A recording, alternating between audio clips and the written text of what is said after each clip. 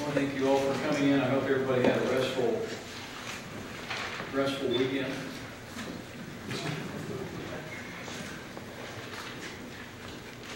I appreciate everyone coming in. I have a few opening remarks about the close of this 2013 session of the Indiana General Assembly.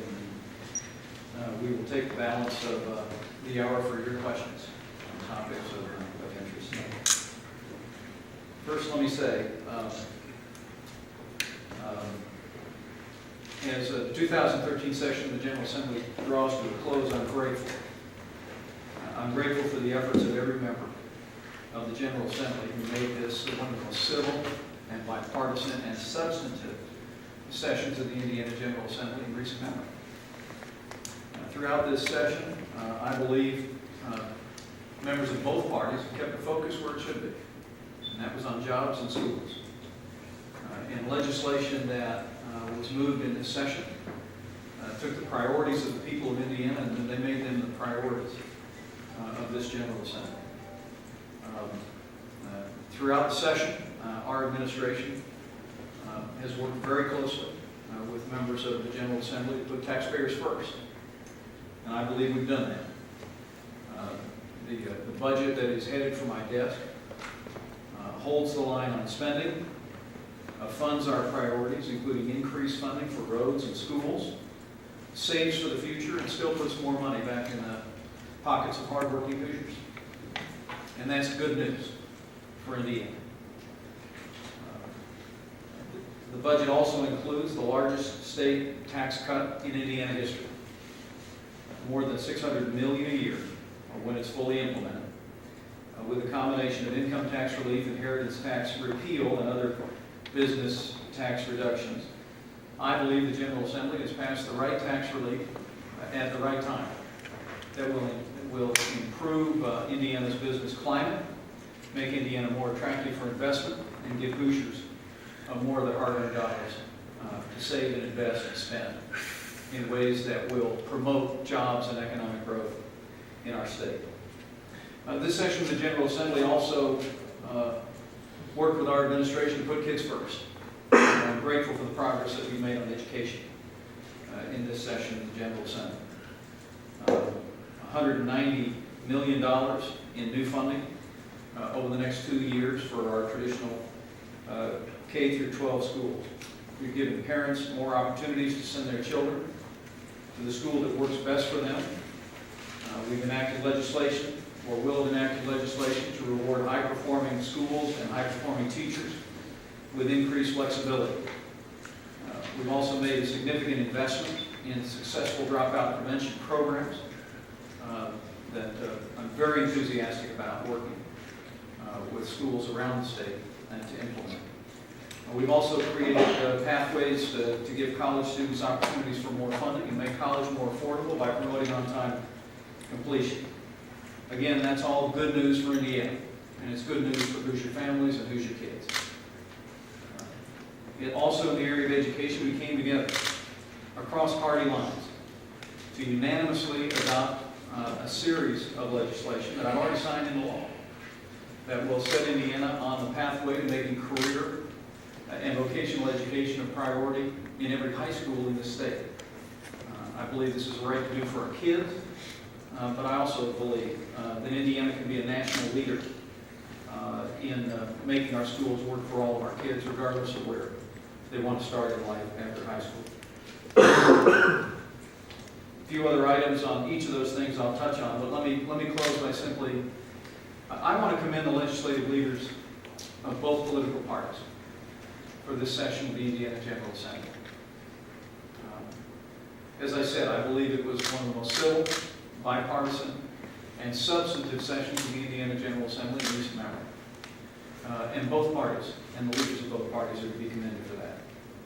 But I especially want to express my appreciation for Senate President Pro Tem David Long and Speaker of the House Brian Bosma for guiding this session with steady leadership, for engaging our administration from day one in a productive dialogue that I think is resulting in good news for Hoosiers. I believe the actions of this session of the Indiana General Assembly have made our state stronger and have laid a foundation for renewed prosperity and educational excellence in Indiana. A couple of high points, and then we'll get straight to your questions. The reason I say this is good news for Indiana and good news for Hoosiers is the following. It's an honestly balanced budget. We show surpluses in excess of $100 million each of the 2 years, fiscal 14 and fiscal 15. As I mentioned, education funding, traditional education funding increases $190 million, 125 in the first, 65 in the second year. The investment in infrastructure is also significant.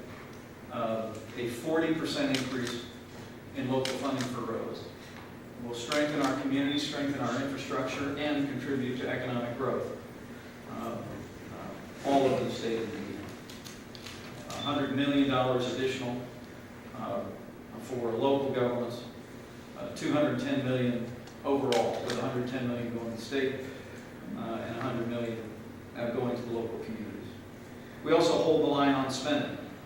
From where we sit in our initial review of this budget, average annual growth in the biennium is right at 2.5%,